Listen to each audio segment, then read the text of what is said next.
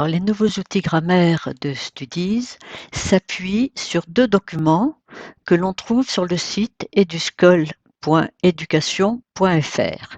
Ces deux documents sont la grammaire du français, terminologie grammaticale, et la grammaire du français du CP à la sixième. Donc, dans Studies, vous avez maintenant, enfin, du moins là, ici, il s'agit d'une version adaptateur, deux versions de ces outils, une pour le primaire et une pour le collège.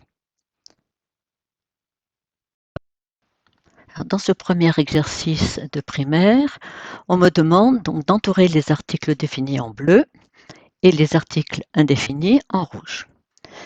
Je vais donc commencer à choisir une couleur ici dans ma palette. Je choisis du bleu et ensuite je vais choisir donc un de ces outils, soit encadré avec un cadre plein, un cadre pointillé, ou bien souligné avec un trait plein, ou souligné avec un trait pointillé, ou bien surligné. Alors le surligné ne fonctionnera que pour les couleurs marquées S ici dans la palette. Donc ici on me demande d'encadrer. Voilà, donc j'ai choisi ma couleur, j'ai choisi mon outil. Il me suffit maintenant de placer mon curseur sur le mot que je dois encadrer, soit dessus, soit devant. Donc, je vais ici encadrer là. Je vais de la même façon encadrer ici les, bon, etc. Donc, je parcours toutes mes phrases. Alors, si les enfants ont un peu de difficulté à placer le curseur sur les différents mots, on a la possibilité de faire avancer automatiquement le curseur mot à mot, vous voyez, comme ceci, il suffit de cliquer, ou bien phrase par phrase, donc là j'arrive à la fin de la phrase, je saute à la phrase suivante, ou bien même paragraphe par paragraphe. Donc ici, je vais reculer d'un paragraphe pour revenir ici devant là. Donc, soit les enfants sont suffisamment habiles pour placer le curseur au bon endroit, soit ils peuvent, comme ceci, faire avancer, reculer le curseur sur la phrase ou mot à mot. Alors, une petite difficulté dans ce genre d'exercice, ce sont ici, par exemple, les L', D', etc. Si je place mon curseur juste avant et que je clique ici, eh bien, vous voyez que c'est école qui va être sélectionné et non pas le L'. Tout simplement parce qu'il est extrêmement difficile dans Word d'arriver à traiter les D', L', C', etc. Donc, première chose à faire, donc effacer ce que je viens de faire. Je me positionne sur le mot école et puis je fais effacer le mot. Et là, la seule possibilité, c'est de sélectionner le L'. Voilà. Et donc, une fois que j'ai terminé avec tous mes articles définis, eh bien, je vais passer en revue les articles indéfinis, mais cette fois-ci en choisissant une autre couleur et en positionnant mon curseur donc sur les articles indéfinis. Hein, des arbres, etc., etc. Dans cet exercice, il s'agit d'indiquer la nature de chaque mot dans la phrase. Alors, le loup efface les traces avec sa queue. Donc, pour chacun des mots, il faut que j'indique la nature du mot. Donc, je vais passer ici à la deuxième palette dans laquelle est répertoriée la nature à peu près de tous les mots. Alors là, pour le primaire, c'est un petit peu moins complet que pour le collège, mais vous avez l'essentiel des définitions de nature de mots. Alors, pour faire cela, je vais donc faire un copier. Je vais copier ma phrase, CTRL-C, et puis je vais cliquer ici sur découper la phrase. Et je vais y coller la phrase à découper. Voilà. Donc là, vous voyez que l'outil met chacun des mots de la phrase dans la colonne d'un tableau et puis il a créé une deuxième ligne dans ce tableau et c'est dans cette deuxième ligne que va être indiquée la nature du mot situé au-dessus. Donc par exemple ici le, et je clique dans ma ligne jaune sous le, je vais dire que le est un article défini. Loup, alors j'ai le choix entre nom ou bien nom commun. Donc allez, on va prendre nom commun, efface, pareil pour le verbe, j'ai le choix entre verbe ou verbe conjugué. On va prendre verbe conjugué, les articles définis, trace, nom commun, avec, ça doit être une préposition, ça, un déterminant ou déterminant possessif que nom commun. Voilà. Donc ici, il m'a suffi donc de cliquer sur chacun de ces boutons pour remplir mon tableau et voir apparaître comme ceci la nature de chacun des mots de ma phrase. Alors nous allons voir ici les petits problèmes qu'il peut y avoir lorsque l'on utilise ces outils. Donc là, comme tout à l'heure, je dois indiquer la nature de chacun des mots de cette phrase. J'ai ma phrase ici qui est sur mon document, donc je vais faire un copier, comme tout à l'heure, et puis je vais la coller ici dans l'outil et demander à l'outil de me découper la phrase. Alors vous voyez qu'il y a quand même un petit souci là dans ce découpage, c'est que le D' et Angleterre ne sont pas séparés. Alors on verra comment les séparer, mais on peut très bien, par exemple ici, indiquer que le D', c'est un article défini contracté peut-être, je n'en suis pas sûre, mais ce n'est pas l'important. Et puis ici, un suivi d'un nom propre. Et puis ensuite, donc, je termine à remplir mon tableau.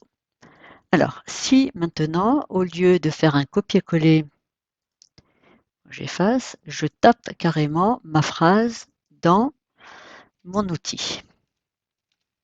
Donc, la reine d'Angleterre pose sa couronne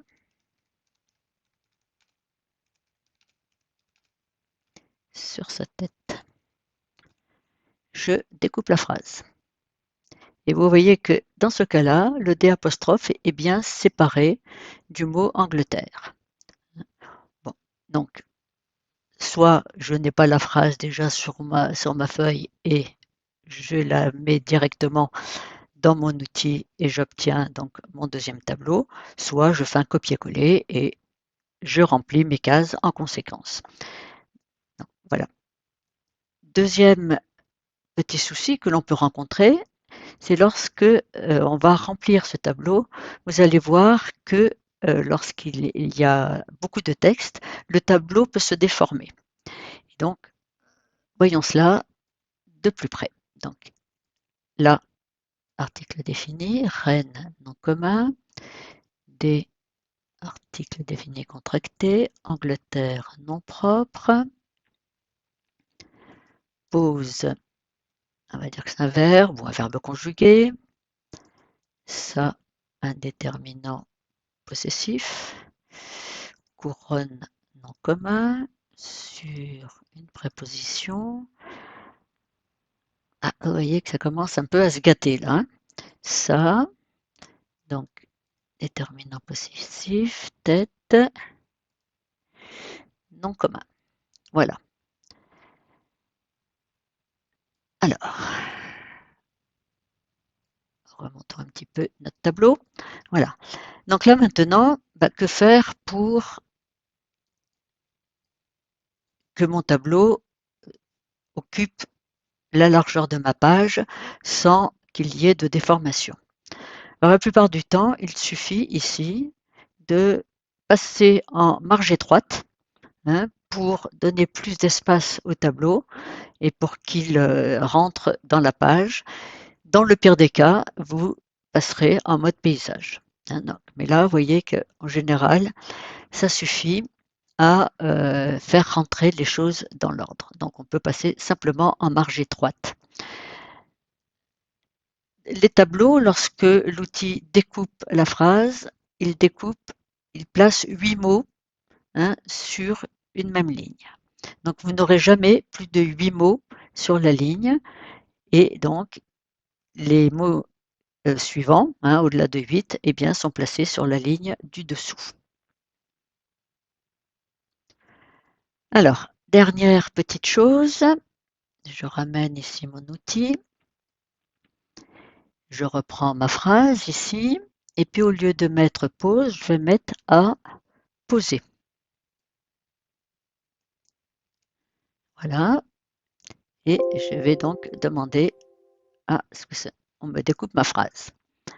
Alors, pour le à poser, j'ai deux possibilités, soit je dis que A, c'est un auxiliaire et puis poser un participe passé, ou bien je vais rassembler mes deux colonnes ici et puis demander à l'outil de m'assembler les deux mots. Voilà. Et ensuite, donc, il suffira que je dise que ici j'ai un verbe conjugué. Hein. Donc voilà, hein, soit mon A, je le traitais tout seul, comme auxiliaire, et le poser comme participe passé, soit je rassemble mes deux mots, hein, grâce à l'outil assembler mots, et ensuite je mets dans la colonne le verbe conjugué. Alors, il s'agit dans cet exercice d'analyser une phrase et de désigner donc les groupes sujets, groupes verbal, éventuellement les groupes compléments s'il y en a. Alors, dans la première phrase, hein, j'ai un groupe sujet, cette histoire, et un groupe verbal a été raconté aux enfants. Donc, il s'agit donc maintenant de faire une analyse grammaticale, donc, suivant des fonctions grammaticales.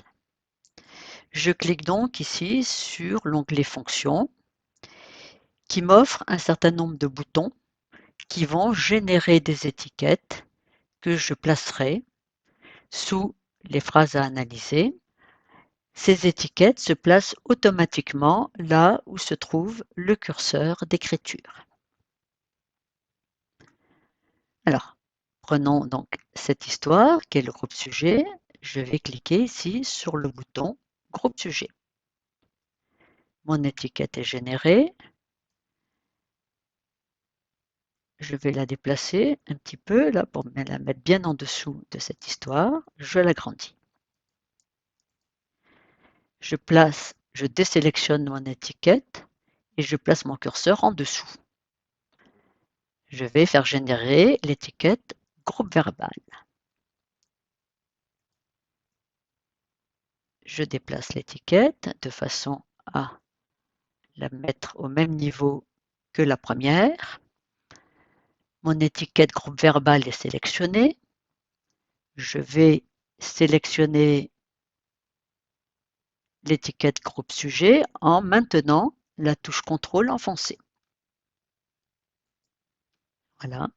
Et j'appuie ici sur le bouton grouper de façon à générer une seule étiquette avec mes deux étiquettes. Alors, en cliquant sur l'étiquette générée ici, je vois qu'apparaît une petite icône me permettant d'aligner l'étiquette sur le texte. Actuellement, l'étiquette ici est totalement libre, hein, je peux la déplacer comme je veux. Je vais maintenant donc l'aligner sur le texte. Voilà. Hein, donc là, elle est alignée.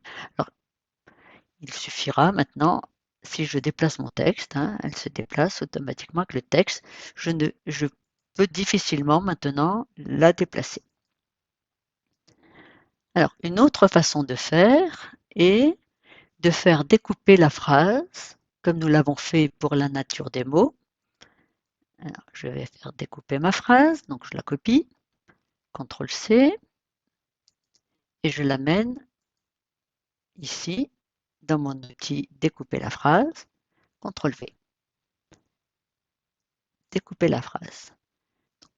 Comme pour l'étude avec la nature des mots, chaque mot est placé dans une colonne du tableau.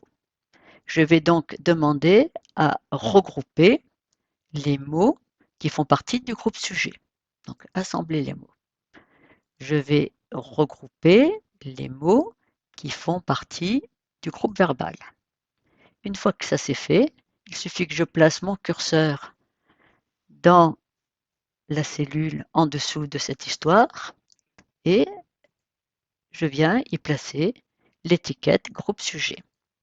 De la même façon pour le groupe verbal.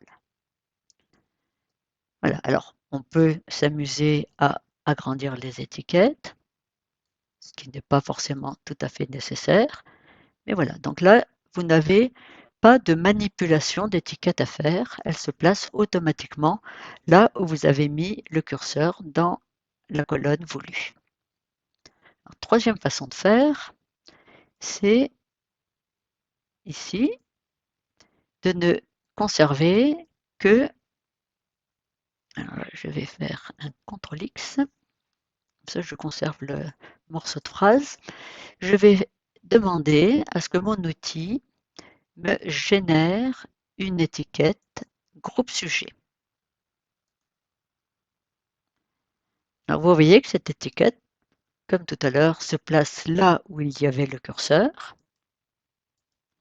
Là, je la désélectionne et je place mon curseur en dessous et je vais demander maintenant, voilà, j'avais pris soin de conserver le deuxième morceau de phrase, je vais demander maintenant à l'outil de me générer le groupe verbal, une étiquette groupe verbal. Voilà, je ramène cette étiquette au niveau de la précédente. J'appuie sur ma touche contrôle, je sélectionne l'étiquette groupe sujet et je groupe mes deux étiquettes ensemble. Voilà. Alors, l'avantage de cette méthode, c'est que maintenant, je vais pouvoir enrichir mon analyse en indiquant, par exemple, que histoire, c'est le sujet de la phrase. Donc, je clique sur la touche sujet et je génère donc mon étiquette sujet. Je vais indiquer que a été raconté et le verbe de la phrase. Je clique sur verbe et je génère l'étiquette verbe que je place en dessous de à raconter. Et enfin, aux enfants, je veux dire qu'aux enfants, c'est un COI. Et je vais le placer ici, sous aux enfants. Je place l'étiquette COI. Celle-ci est sélectionnée. En appuyant sur la touche contrôle, je sélectionne l'étiquette verbe. Je sélectionne toujours en maintenant contrôle enfoncé le sujet et je sélectionne la grande étiquette générée précédemment. Je groupe le tout. J'ai maintenant donc une étiquette complète que je peux déplacer sur mon document ou que je peux aligner sur le texte. Voilà donc trois façons différentes de répondre à la question, indiquer le groupe sujet, le groupe verbal. La dernière façon de travailler permet, oui, c'est la plus complexe, mais elle permet en même temps d'aller un petit peu plus loin dans l'analyse grammaticale. La plus facile est probablement la deuxième méthode qui consiste à créer un tableau et à mettre les étiquettes dans le tableau. Alors, nous allons voir maintenant quelle est la différence entre les outils primaires, et grammaire primaire et grammaire collège. Alors, dans la version grammaire primaire, hein, donc vous avez ici la palette de couleurs qui permet d'encadrer, souligner, surligner, etc. La palette permettant de définir la nature des mots et celle permettant de définir les fonctions d'un morceau de phrase, d'un groupe de mots, etc. Donc, dans la palette collège, dans les outils collège, vous n'avez pas cette première palette ici, hein. Vous n'avez pas cette palette ici. Vous passez directement à la palette permettant de définir la nature des mots ou leur fonction. Bon, j'ai estimé qu'au collège, on n'avait pas besoin de ces outils ici du primaire, hein, puisque l'on peut très bien se débrouiller pour encadrer, souligner, surligner du crayon, ici 5 couleurs. Voilà, donc c'est toute la différence, hein, entre ces deux versions. Bon, la version collège étant plus étoffée, hein, d'un point de vue outil permettant de définir la nature des mots ou la fonction des mots.